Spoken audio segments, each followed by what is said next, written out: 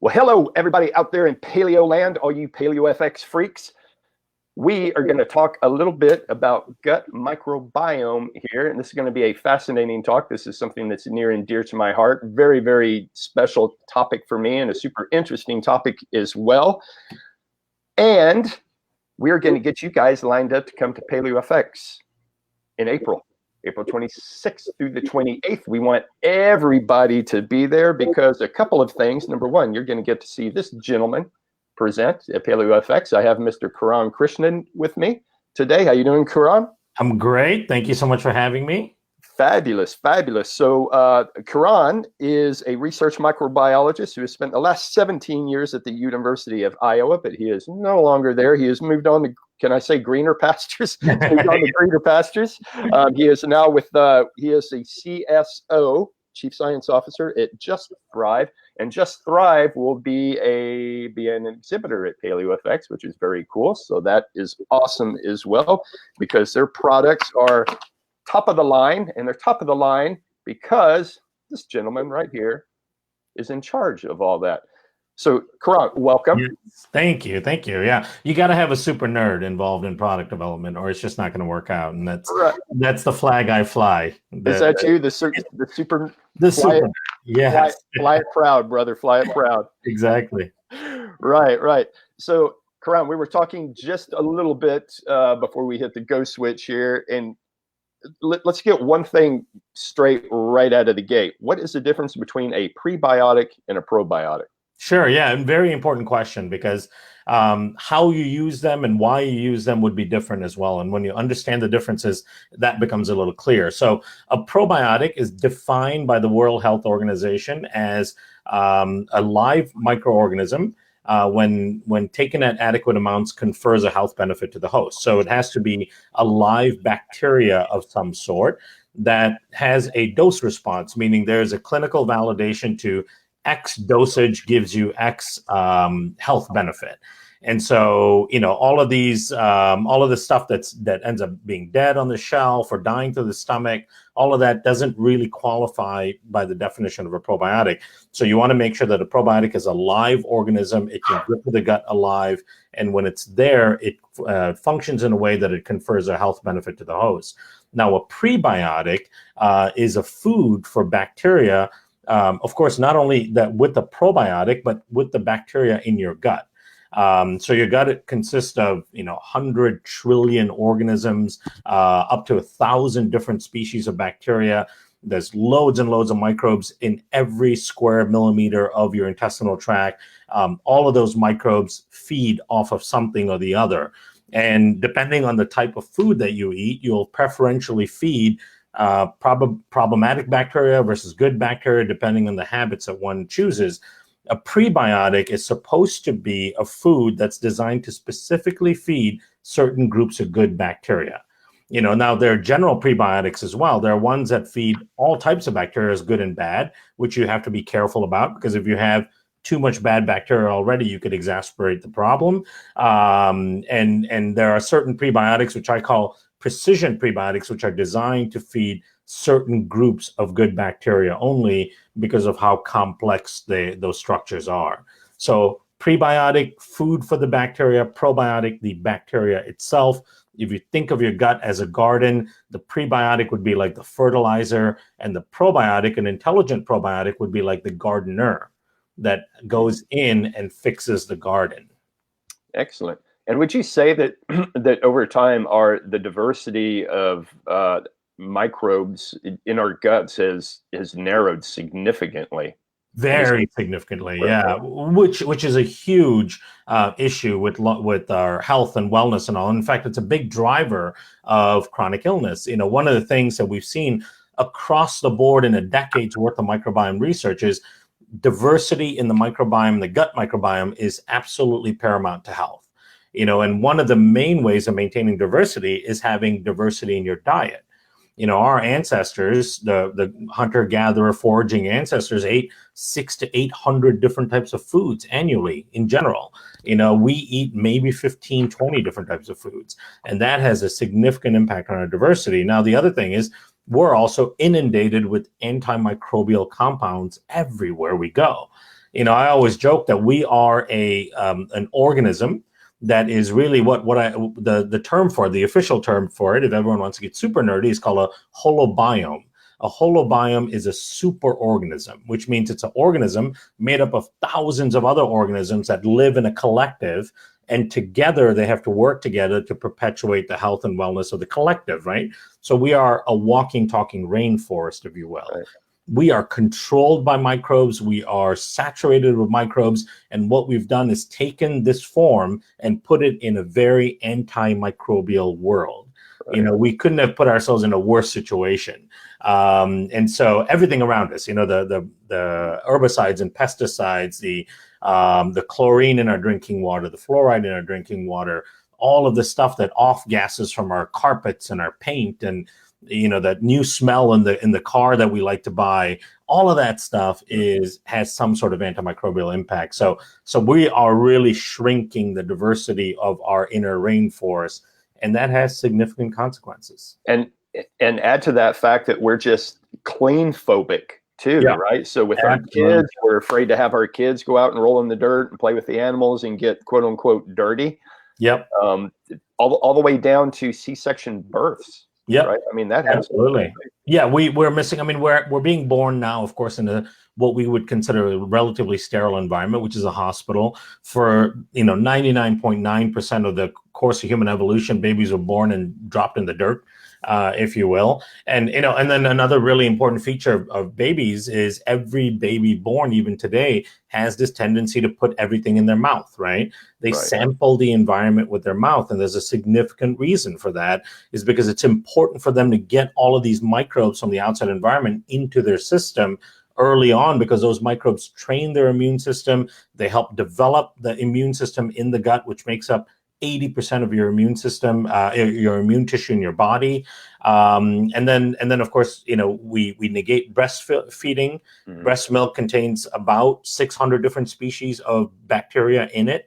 And then of course, a whole bunch of prebiotics as well. So breast milk is the first source of prebiotics that we get. There are over 200 different types of prebiotics in breast milk, in human breast milk, which is mind-boggling to think that this food that's been perfected by evolution contains such a large amount of prebiotic that the baby can't digest for energy. It's there purely to feed the bacteria that are colonizing the baby's gut. So that just tells you how important it is to have adequate colonization and then really support our inner ecology.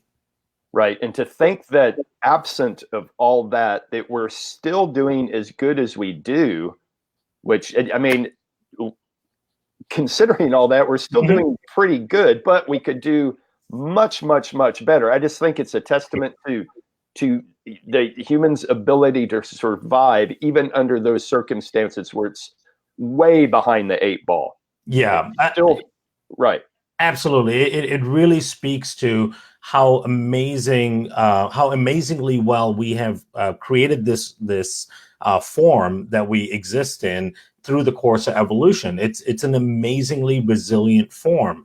I was actually doing a talk last week, and I think at a show, and I was talking about this episode of My 600-Pound Life that I watched. Right, it was one of those things you're flipping through in the hotel, and you come across this thing.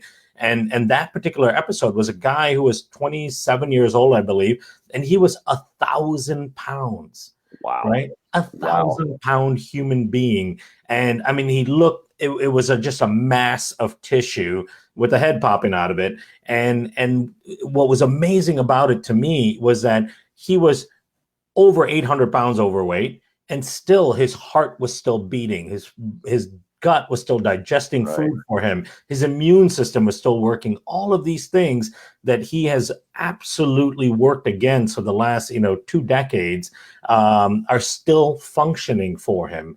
So being able to recognize and respect how amazing this structure is, and then putting it in its best state would really pay off for us down the road.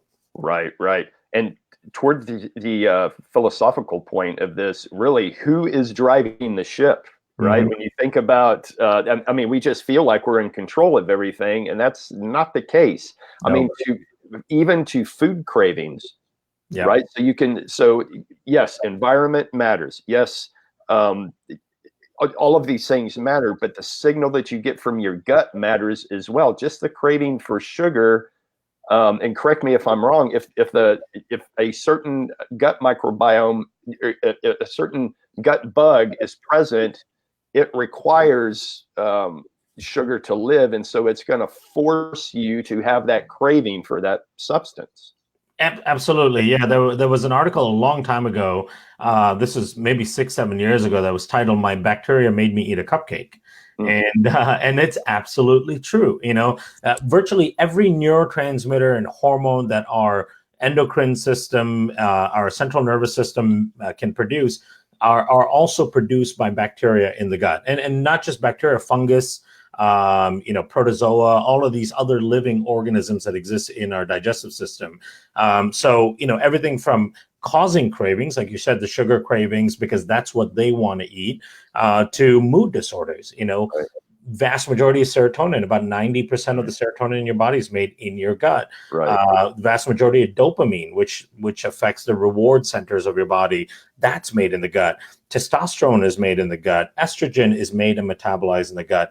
All of the stress hormones are made in the gut. So you could have an organism whose function is to produce high levels of stress hormone, and that organism can be causing severe anxiety and panic attacks. It's not because you live in a dangerous world where you have to fight or fight all the time.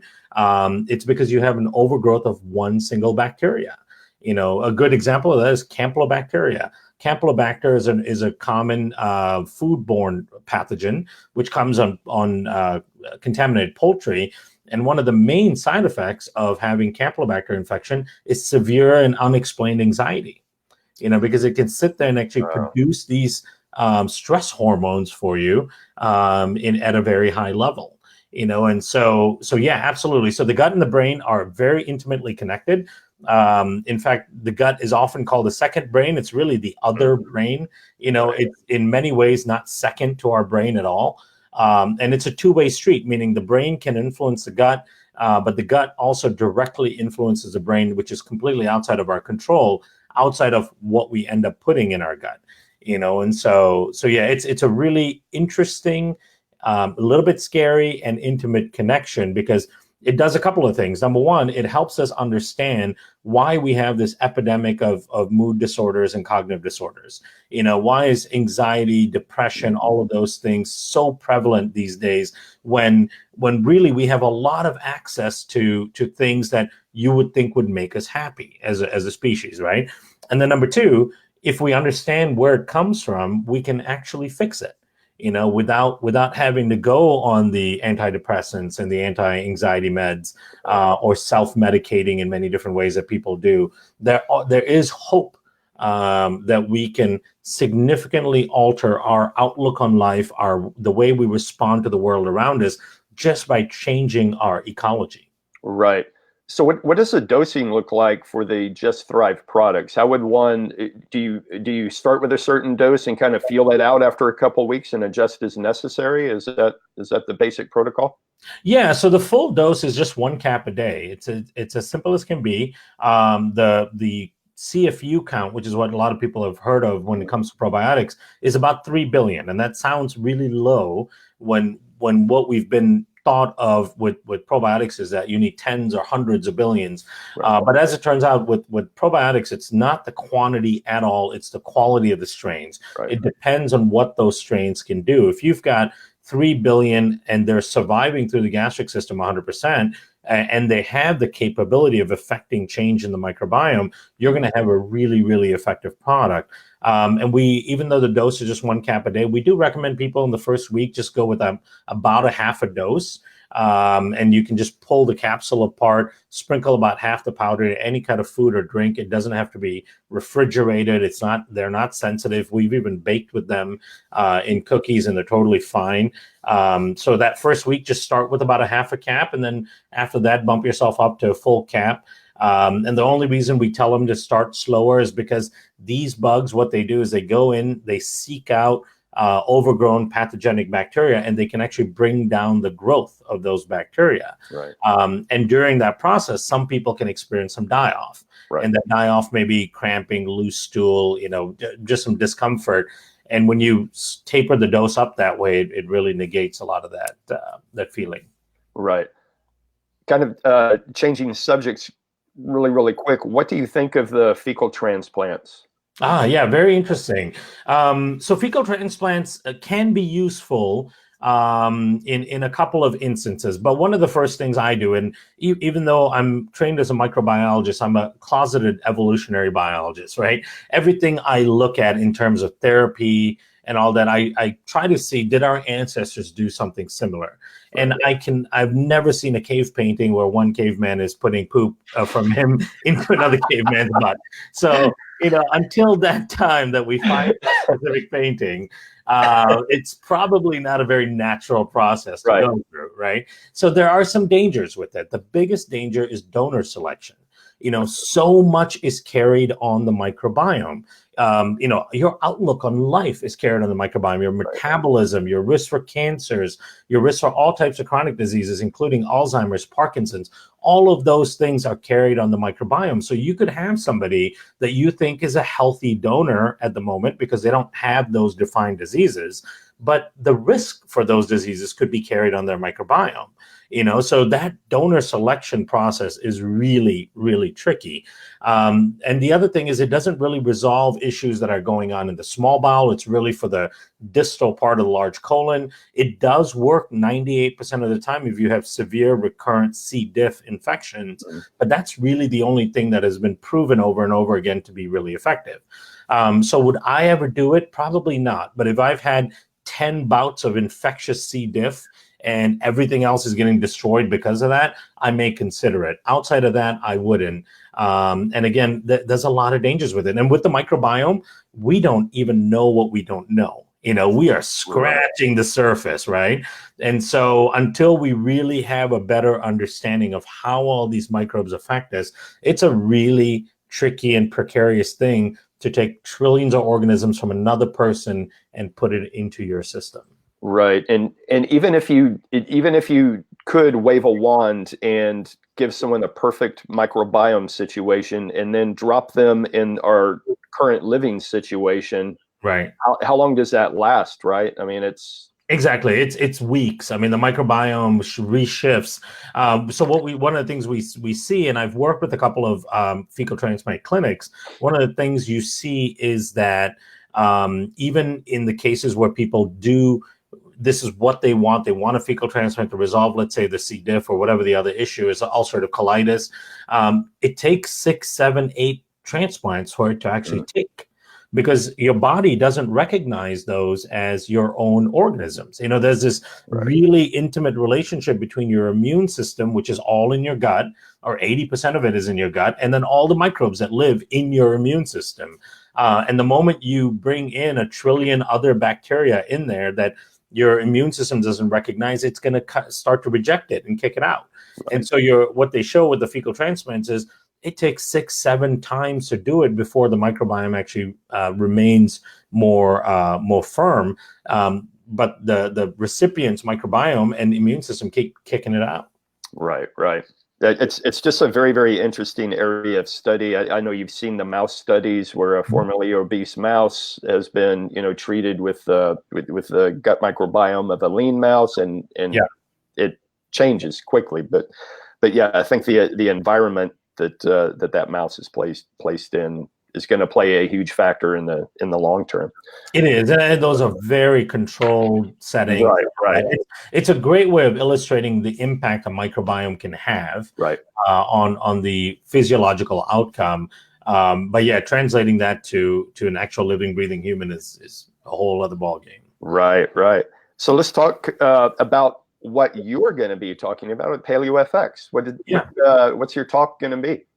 There's so much to talk about with this topic, but I think at the end of the day, what I want to convey, and there'll be a good amount of scientific detail. There'll be a good amount of analogy. There'll be a lot of explanation. One of the things that I really feel that I'm good at doing is taking a very complex subject like microbiome research and then making it, feasible, or, if no pun intended, digestible for people, even the educated consumer.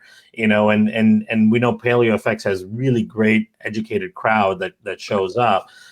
So what I want them to understand at the end of the day is how the microbiome impacts their life and their health and their wellness, what the microbiome needs in order to function the way it's supposed to function, how it's connected to the disease process, and then what does the standard American gut look like? What everyone at Paleo FX is making a significant life decision to change their lifestyle, right? They're releasing the conventional thoughts about diet, the stuff they've been hearing, for the last 4 or 5 decades about how one eats and what's healthy, and looking at the old food pyramid and all that. They're breaking away from those conventional thoughts that more often has been shown to be erroneous, and they're coming to understand about their body. And when you look at the microbiome, it makes up 90% of all of the biochemical functions that are occurring in your body. And all of these years, until we started paying attention to the microbiome, we've been looking at less than 10% of ourselves. So, what I want to convey to them is how important this 90% is, how it impacts all aspects of their lives, even the way they choose their mate. The people that they're attracted to, all of those things are conveyed to some degree on the microbiome. And then most importantly, the most practical aspect of it is, how do you protect and really enhance your microbiome at the end of the day, and protect and enhance it for long-term health and wellness. That's really the key, right? Because understanding all this science is great. But what you want when you leave the show on Monday morning and you go back to your normal life is, what can I do every day that helps support and protect my microbiome so I live a long, healthy, and fruitful life? That's hopefully the message I'll be able to convey to them. Right. Sounds super interesting. And can you give a little bit of hope for people who have, maybe as kids, went through multiple antibiotic treatments for what, ear infections, let's just say. And I know there's a number of people who think the microbiome now is almost at the level of genetics, where if I have, a bad genetic hand, I'm doomed, where we've kind of gotten past that. We understand that epigenetics is a much bigger play here. But still, those who have gone through periods of intense treatments, or maybe recently, I have a good friend who just had a bad infection due to a surgery and had to go through a major antibiotic treatment, and was legitimately bummed. She's like, they just carpet bombed my microbiome completely. Yeah. But the rebound, I'm assuming, is okay. People can rebound if they reload and treat their guts properly. Again, the human body's a miraculous system. Yeah, absolutely. So it is an ecology. Like any other ecology, you can revive it, even if it's been decimated for decades. One of the good things about bacteria, and you'll see this on every bottle of Clorox and bleach and all that, is they all claim kills 99.9% of microbes, right? The reason it doesn't say 100 is because you can almost never kill 100% of bacteria. There's always going to be a couple of cells remaining there. And that's true for your gut as well. Even if you've been, napalmed with antibiotics, right, you're going to still have some cells of the good bacteria that you can then refurbish, if you will, through diet, through lifestyle changes, to the right prebiotics and probiotics. We've seen this. We're publishing a study taking a dysbiotic microbiome, one that's been treated with antibiotics, where some of the good bacteria are non-detectable. And that's not detectable through qPCR, which is a really sensitive methodology to find bacteria. And then you add the right prebiotic and probiotic combination to it, and you start to see those flourishing again. All of a sudden, you've got 1 billion of them per gram of stool, and you might wonder, well, where in the world do they come from? Well, they were always there. They're just at such low levels, it's really hard to find them in the milieu of other bacteria. So there is hope. That's the good part about it, is that because most chronic illnesses are now tied in some dramatic fashion to the microbiome, and all of those illnesses are subject from an ecological disruption in the body. Because it's an ecological disruption, we can always fix that ecology. Right. And that's the great hope for all of this. Right. Just, Parkinson's, for example, has been an incurable disease for decades now. It's a very scary illness. It's one of the top 2 neurodegenerative conditions people suffer from as they get older. And now we know that Parkinson's comes from the gut microbiome. And, maybe in the next 4 years or 5 years, there could be a probiotic cure to Parkinson's, which is so exciting and promising. So yes, absolutely. There's significant hope. You can always refurbish and revamp your ecology. Right. And I think you and Dr. Stephen Gundry are on the same page there, because he speaks often about, there is always hope. There is always, there is always in the gut, like you said, those remaining tough soldiers that can withstand anything, who are still there and hiding. Yep. Need a little bit of help to come out. On another kind of a self-serving question, I've wondered about this quite often. So have you looked at how gut microbiota affects the want to exercise? Yes. So actually there is. There is a connection between the microbiome and motivation. So and a lot of times it is certain microbes that want you to be more lazy, want you to be less active, because during the course of exercising, putting your body through that kind of physical stress, and then the adaptation from exercise that occurs afterwards, actually favors certain microbes over others. And it's the same kind of situation with food cravings, with the ability to have the willpower to eat the right foods and all that. All of those things are affected by the microbiome. And the ability to just get up off the couch and get to the gym or get to wherever you want to go work out, that is controlled in large part by the types of microbes that you have within your system. So yeah, absolutely. And one of the ideas with that is, I don't think there's going to be a miracle pill where you can give someone a probiotic and then that makes them jump up and go run 5 miles. Right. But certainly we can assist people in making the right choices, because it's so hard to make those right choices to begin with. Giving them any sort of edge by helping change their microbiome will really breed much more success out of the lifestyle changes that people are supposed to be making. So absolutely. And there's a reward center too, because one of the things that people who start to run say they get that endorphin release, right? Runner's high. Part of that is microbes releasing some of those endorphins as well. So that dopamine, the reward system, has to be functioning properly. And then inflammation from the leaky gut actually interferes with all of the dopamine receptors in the brain. So as you're sitting there and you're making poor dietary choices, you're inactive, your gut is leaky, all of this inflammation and endotoxins are migrating into your brain and sopping up the dopamine and serotonin receptors, you're actually getting less motivated. You're getting less excited about the idea of getting up and moving. Right. All of that being driven by the inflammation and leakiness in the gut. So if you can even stop that, you can stop the leakiness in the gut, it gives someone a much better chance of getting them active. Right. So my wife Michelle and I have this conversation all the time, because I am one of those people that I can't sit still. I mean, I love to exercise. I just love it, and I feel good when I do it. And she's like, I have no idea where that gets, because I never feel good from exercising. Right. I never get the runner's high. I never get that elation. Nothing. Yeah.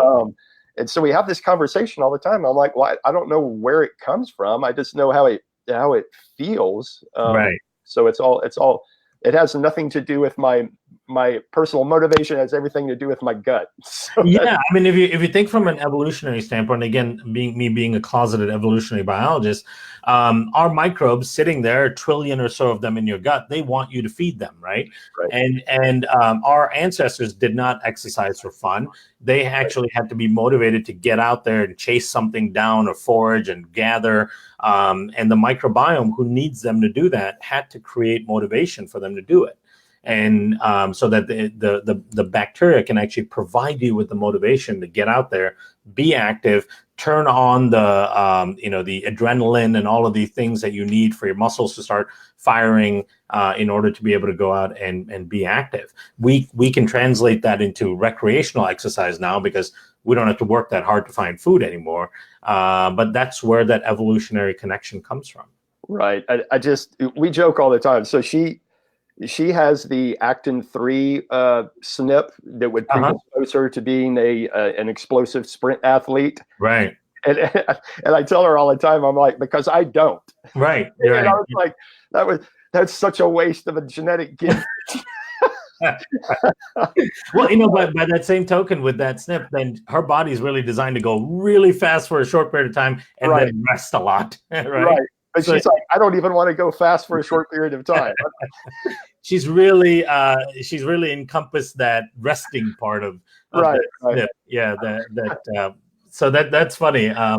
But it's true. So she could have been a world-class athlete, I'm telling her, and I tell her, and I had my college paid for by playing a sport that was all power and speed related. And I told her I had to work like 5 times as hard because I did not have that gene. Right. I'm so envious of you. Oh, Kiran, I could keep you on for hours discussing this, but we'll have to pick up the conversation at Paleo FX.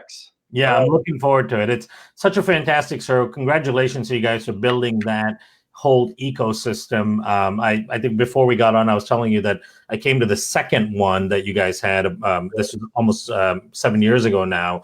And even then, even though the show was significantly smaller than it is now, you could tell that this was like a living, breathing ecosystem that you guys are creating. And it's such a phenomenal event. So thank you for having me, and I'm excited to be part of it.